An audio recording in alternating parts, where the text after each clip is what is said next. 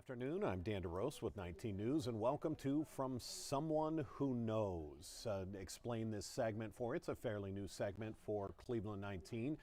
Every week we pick an interesting topic. Sometimes it's emotional, sometimes like today it's going to be educational. And when you see the segment on Channel 19 during our evening broadcast, you maybe get a short snippet of an interview or just a little bit of information that we can cram into a 1 to 2 minute segment. But here on our digital platforms and in From Someone Who Knows, you're going to see a longer section to get all the answers right from the expert, right from the person who knows.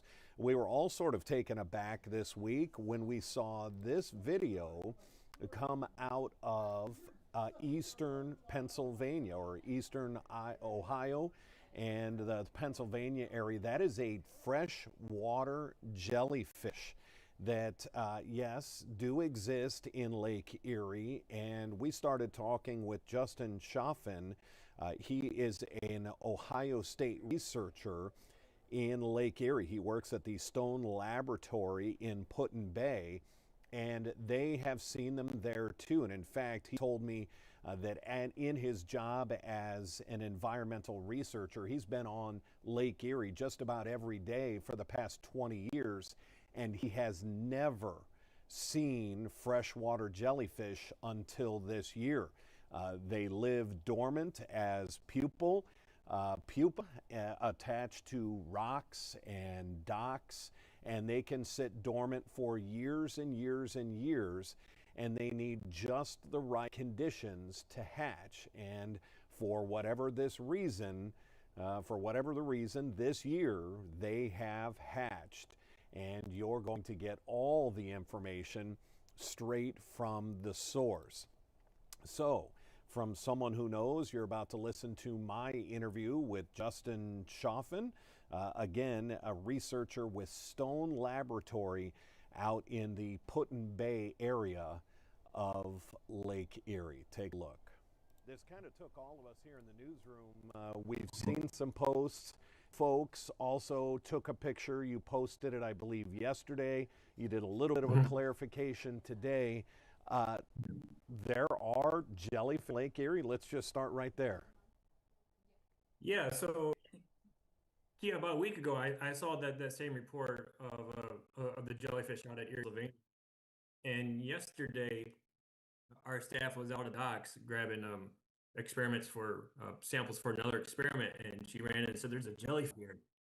So we grabbed it, took some pictures of it, and we did the social media post. But then there were several other reports of jellyfish found around Middle Bass Island, and this morning we found several more fish.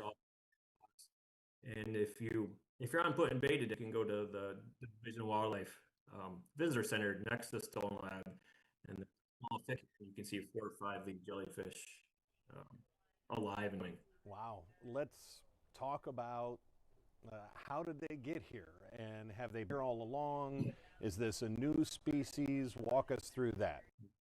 So they were first documented in Lake Erie around 1930-ish, and it's that they arrived via plants from China. So people bringing in aquatic plants for their gardens, or they could have came in with fish from China. So they're native to the Yangtze River, and they're found worldwide, except Antarctica. They got spread across the globe due to people, but they're non-native to Lake Erie, but they're not necessarily invasive. They don't cause problems. They're extremely rare. So, this is a rare occurrence. I've been doing research on Lake Erie for about 20 years. The first time I've seen them in person. Every now and then you hear someone seeing one here or there, but the past couple of days they seem to happen quite commonly. You may not be able to answer this then. Why all of a sudden? Why now are they seeing them in Pennsylvania? You said you found 4 or 5 more today. Why now? What's going on? So I did some background research on these species. The Medusa stage, the jellyfish that you see swimming, They prefer warm water, 80 degrees and warmer. Um, Lake Erie had a rapid warm July. Uh, the waters was extremely warm, still extremely warm, and they also like calm water. It's been very calm in August. So, uh, the really warm water right now, the really calm water right now, is favorable conditions for the jellyfish. Uh, we likely had these situations in previous years. So why do we didn't see the jellyfish? And other years have been hot and calm. I don't know. I don't have that answer, but it seems the conditions right now are favorable for the jellyfish. We And are how long speak they stick around, we don't know. Sure. We're speaking with Justin Chaffin with the Stone Laboratory there in Put-in-Bay. He has these jellyfish. Of course, a big question. We know that people that swim in the ocean, boy, that's not Yeah. pleasant. Apparently, if you get stung by a jellyfish in the ocean, is there an issue here? Should people be worried about it, and should they be looking for No, there's no issue there. Uh, there are other small jellyfish in the ocean that can, cause a lot of harm. But the freshwater jellyfish, their stingers are too small to penetrate uh, our skin. So, if you touch them, you're not going to get harmed. I wouldn't pick them up and put them in your hand just in case if you're someone with thin skin or something. But they're not gonna harm you. them? Very cool. As a researcher, is it exciting to see something like this? So I guess walk us through your Mhm. first instance when you saw it and back out there today and you're seeing more. Yeah, so it was exciting. It is a non-native species, so you don't like to see non-native species. They've been in Lake Erie for almost a century, and I never seen one. And I'm on the lake, almost daily. Uh, so exciting to see one. I hope I don't see too many more of them. Explain that. Why Uh, would that be an issue if we saw many, many more? well, if they become overly abundant, they could compete with small fish for the same food. Um, I don't think that's going to be an issue. Other lakes that have these jellyfish, they tend to pop up very sporadically. They can be years apart, um, but just hopefully they just pop up for a week or so, and then we stop seeing them. Well, there you go. If people are interested, you heard it from Justin. Go out there, maybe spot them, leave them alone. Justin, I'm assuming that's what you're saying. You don't want people to catch these. You don't want them to put it in their hand. Is that what you're saying? I mean, if you do, it's not going to harm you, but I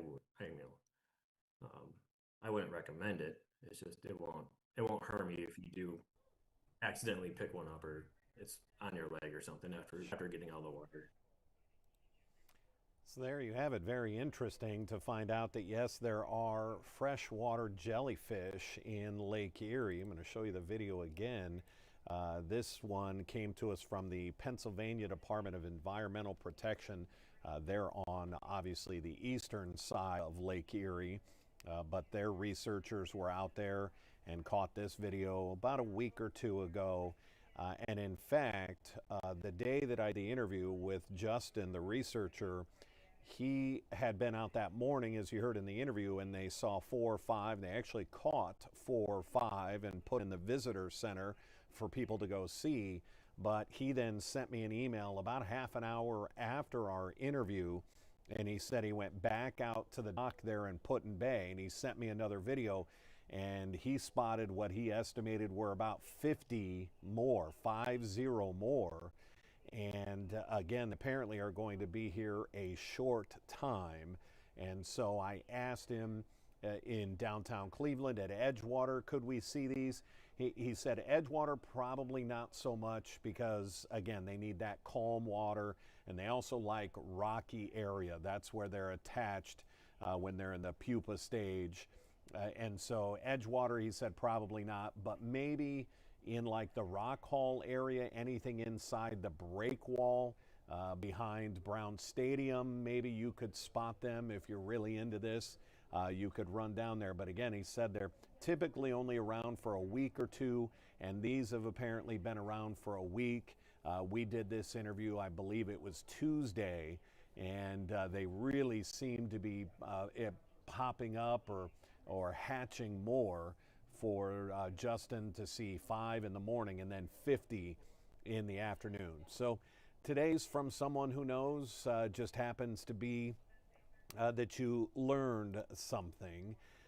Some of our other episodes have been emotional. You're hearing from families that are going through some of the worst situations imaginable.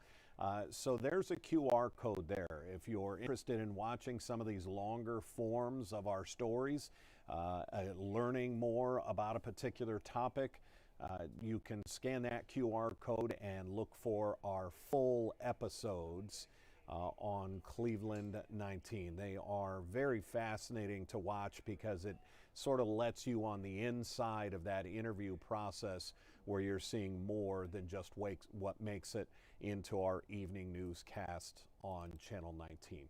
That's going to do it for me. I'm Dan DeRose. Make sure you tune in to our 3.5 hours of news and first alert weather on Channel 19 starting at 3 o'clock. And this has been From Someone Who Knows.